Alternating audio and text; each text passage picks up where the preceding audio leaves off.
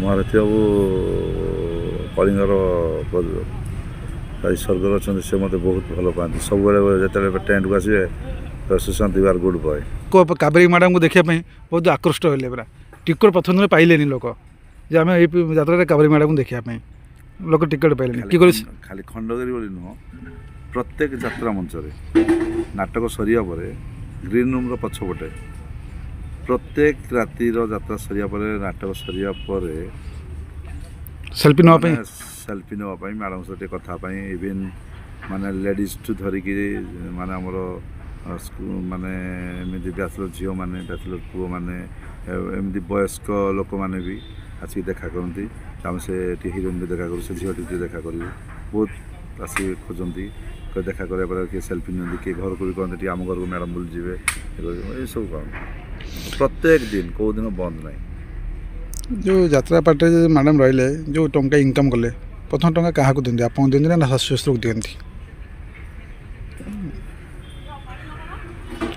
ପ୍ରଥମ ଯେତେ ସ୍ୱାମୀ ଯେତେ ଗୋଟେ ପୁରୁଷ ପିଲା ଯେତେ ଭଲ ପାଇକି ବାହା ଟଙ୍କା ଆଣିକି ସ୍ତ୍ରୀକୁ ଦିଏ, ଯେତେ ସ୍ତ୍ରୀ ଇନକମ୍ କରେ ସେ କାହାକୁ ଦିଏ? ଆମ ଦୁଇ ଜଣ ଯାକର ଇନକମ୍ କେବେ ଆମ ବାପା ମା ଆମକୁ କେବେ ଆଜି ପର୍ଯ୍ୟନ୍ତ ମାଗି ନାହାନ୍ତି। ବାପା ଆଜି ପର୍ଯ୍ୟନ୍ତ କେବେ ମାଗି ନାହାନ୍ତି ଯେ ଇନକମ୍ ଖର୍ଚ୍ଚ ଦିଅ କ'ଣ ଦିଅ, ସେସବୁ କିଛି ନାହିଁ। ଆମ ଇନକମ୍ ଆମେ ବାଲାନ୍ସ କରି ଚାଲିଛୁ। ଯାତ୍ରା କଳାକାର କିଛି ଲୋକ କଳାକାର କାମ କରିକି ମାନେ ମାନବ ସେବା କରୁଛନ୍ତି, ଜନସେବା କରୁଛନ୍ତି। କେବେ ମ୍ୟାଡ଼ାମ ଆପଣ ଆଉ କରିବେ କି ଜନସେବା? ମ୍ୟାଡ଼ାମଙ୍କର ବହୁତ ଇଣ୍ଟରେଷ୍ଟେଡ଼ ସେଇ କାମ କରିବା ପାଇଁ, ସମାଜସେବୀ କାମ କରିବା ପାଇଁ। କିନ୍ତୁ ଯାତ୍ରା ଛାଡ଼ିବା ପରେ ସେଥିରେ ଇନକ୍ଲୁଡ଼ ହେଲେ ବହୁତ ଭଲ ହେବ। ଯେହେତୁ ଆମେ ଯାତ୍ରା ଅଛୁ, ରାତି ଆମେ ଯାଉଛୁ, ଦିନ ସମୟ ଦେବା ବହୁତ କଷ୍ଟ। ଯେହେତୁ ରାତି ଦିନରେ ପୁଣି ଯଦି ନଶୋଇବେ ଭଏସ୍ ପଡ଼ିଯିବ, ଦେହ ଖରାପ ହେବ। ସେଥିପାଇଁ ବର୍ତ୍ତମାନ ନାହିଁ, ଯାତ୍ରା ଛାଡ଼ିବା ପରେ ସେଟା ନିହାତି ଗୋଟେ ଅଛି, ଆଶା ଅଛି। ମ୍ୟାଡ଼ାମକୁ ଯଦି ଅଫର୍ ଆସେ, ରାଜନୀତିକ ଅଫର୍ ଆସେ, ରାଜନୀତିକୁ ଯିବେ? ରାଜନୀତିକୁ ଯଦି ଅଫର୍ ଆସେ, କେଉଁ ଦଳରୁ ଆସେ, ଯିବେ ଅଫର୍?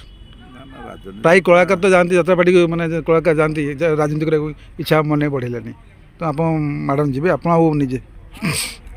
ବର୍ତ୍ତମାନ ସେମିତି କିଛି ମନରେ ଭାବିନାହୁଁ। ଦର୍ଶକ ସବୁ ପ୍ରକାର ଅଛନ୍ତି ଏଠି, ମାନେ ସବୁ ଦଳୀୟ ଦର୍ଶକ ଅଛନ୍ତି, ସମସ୍ତେ ଭଲ ପାଉଛନ୍ତି। କାହିଁକି ଗୋଟେ କଳାକାର ଏଇ ଯାତ୍ରା ପାର୍ଟିରୁ ସେଇ ଯାତ୍ରା ପାର୍ଟି କାହିଁକି ଢିଅନ୍ତି? ଏଇ ଯାତ୍ରା ପାର୍ଟିରେ ରହିଲେ ତ ଏ ବର୍ଷ ଆର ବର୍ଷ ଏସବୁ କାହିଁକି ଯାଆନ୍ତି? କ'ଣ ପାଇଁ ଯାଆନ୍ତି? କ'ଣ ତାର ରହିଛି ଆକୃଷ୍ଟ କ'ଣ ରହିଛି? ଆମେ ତ ସେମିତି, ମୁଁ ଆସିବା ପରଠୁ ଯାତ୍ରା ପାର୍ଟି ଆମେ କେବେ ବର୍ଷିକିଆ କେବେ ଚେଞ୍ଜ କରିନୁ। କଣ୍ଟିନ୍ୟୁ 6 ବର୍ଷ କଳିଙ୍ଗ, ତାପରେ ଆସିଲୁ ସ୍ୱର୍ଣ୍ଣମହଲ। ସ୍ୱର୍ଣ୍ଣମହଲ ବି ବହୁତ ଭଲ ଅନୁଷ୍ଠାନ, କଳିଙ୍ଗ ବି ଭଲ ଅନୁଷ୍ଠାନ, ଇଏ ବି ଭଲ ଅନୁଷ୍ଠାନ, ମାଲିକ ଭଲ, ସବୁ ଭଲ। ଆସନ୍ତା ବର୍ଷ ପୁଣି ଶିବାନୀର ଅଫର୍ ଆସିଥିଲା, ଶିବାନୀ ଯାଉଛୁ।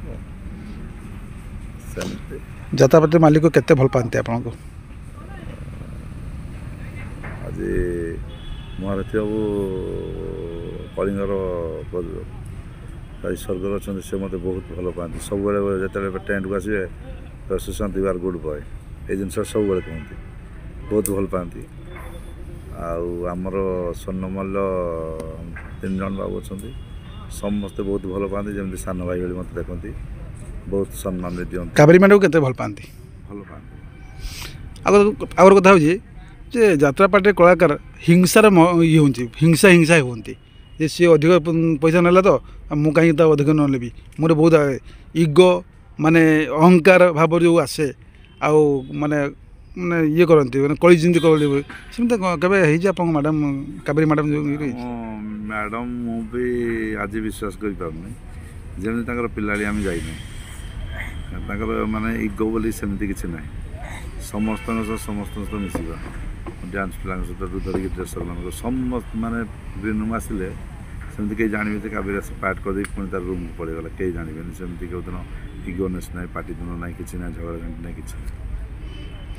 କାବେରୀ ମ୍ୟାଡ଼ାମକୁ ଲାଗିଲେ 25 ବର୍ଷିଆ ଲାଗେ, ଆପଣଙ୍କୁ ଲାଗେ 30 ବର୍ଷିଆ 35 ବର୍ଷିଆ। କେବେ ମାନେ ବୟସ ସୀମା ଅଧିକ ନାହିଁ, ଆପଣଙ୍କର ଅଧିକ ନା ତାଙ୍କର ଅଧିକ? ମୋର ଆଜ୍ଞା 41, ମିସେସ୍ 32। ଏତେ ଲଙ୍ଗ ଡିଫର। ନମସ୍କାର।